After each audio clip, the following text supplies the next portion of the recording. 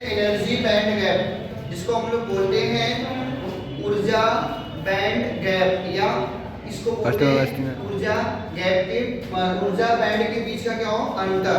अब पहले सबसे पहले समझो आप, जैसे जितने भी हमारे फ्री इलेक्ट्रॉन्स होते हैं, क्या फ्री इलेक्ट्रॉन्स, वो देखो हमने यहाँ पे दो चीजें लिखा है, शॉर्ट में लिखा है, एक Vc लिखा है, एक यहाँ पे क्या लिखा है Cv।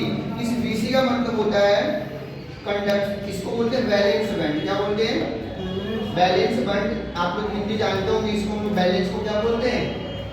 बैलेंस को हिंदी में संयोजी बंध, ऐसा बोलते हैं। और एक हमारा कंडक्शन बैंड होता है, जिसको हम लोग बोलते हैं संयोजी चालन कंडक्शन बोल। अब ध्यान देखो, ये हमारे दो होते हैं, एक बैलेंस बैंड होता है, एक कंडक्शन बैंड होता है, ठीक है। इस बैलेंस बैंड में देखो यहाँ पे बैलेंस बैंड नीचे होगा, कंडक्शन बैंड हमेशा क्या होता है ऊपर होता है। जो इलेक्ट्रॉन्स होते हैं इस बैलेंस बैंड में पहले रहते हैं, कहां पे रहते हैं?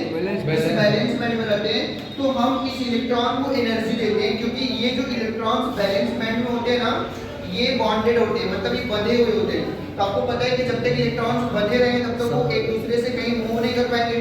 तो उनको एक जगह से दूसरी जगह मूव कराने के लिए हम लोग बॉन्ड को क्या कराते हैं? ब्रेक कराते हैं। और उसको बॉन्ड को ब्रेक कराने के लिए हम लोग क्या करते हैं?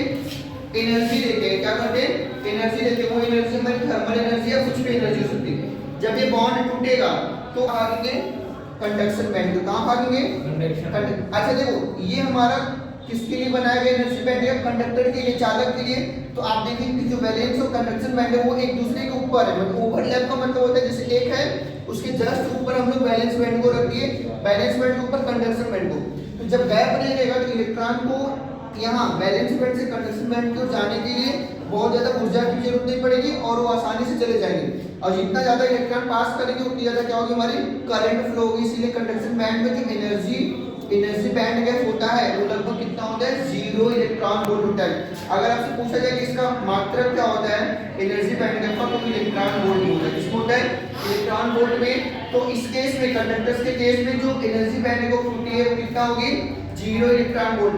अगर डेफिनेशन पूछा जाए कि एनर्जी बैंड गैप का डेफिनेशन क्या होता है, आप बैंड के बीच के गैप को, बैलेंस बैंड और कंडक्शन बैंड के बीच के गैप को हम लोग क्या बोलते हैं? हम एनर्जी बैंड गैप। अब सेकंड हम लोग पढ़ेंगे सेमीकंडक्टर। अब सेमीकंडक्टर में आपको दिख रहा होगा गैप दिखाई दे रहा है, गैप दिखाई दे रहा है किसके बीच में? बैलेंस बैंड और कंडक्शन बैंड।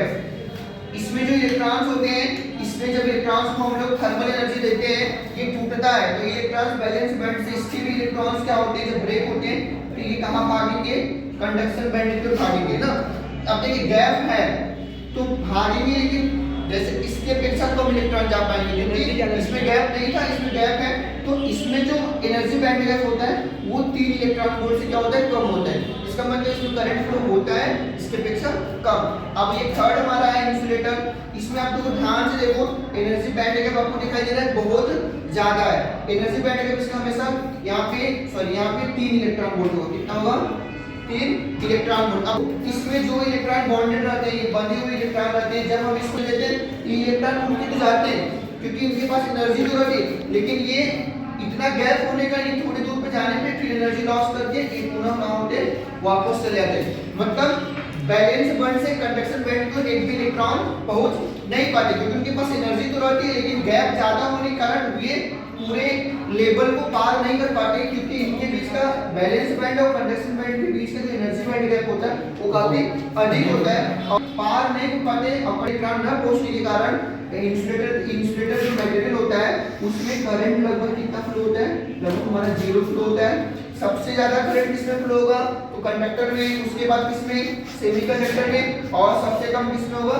इंसुलेटर में। तो अगर एनर्जी बैंड गैप का डेफिनेशन पूछा जाए तो आपका ये आंसर होगा। आपको समझ में आ गया कि कंडक्शन बैंड, देखो कंडक्शन यहाँ से बैलेंस बैंड और कंडक्शन बैंड के बीच के गैप को हम लोग क्या बोलेंगे? Energy band gap. सबसे ज्यादा अगर आपसे पूछा जाए एनर्जी बैंड गैप किसकी होती है तो इंसुलेटर की, सबसे कम किसकी होगी? कंडक्टर की, उसके बाद किसकी होती है? सेमी कंडक्टर की। एक दूसरे के ऊपर होते हैं, इसको हम बोलते हैं ओवरलैप होना।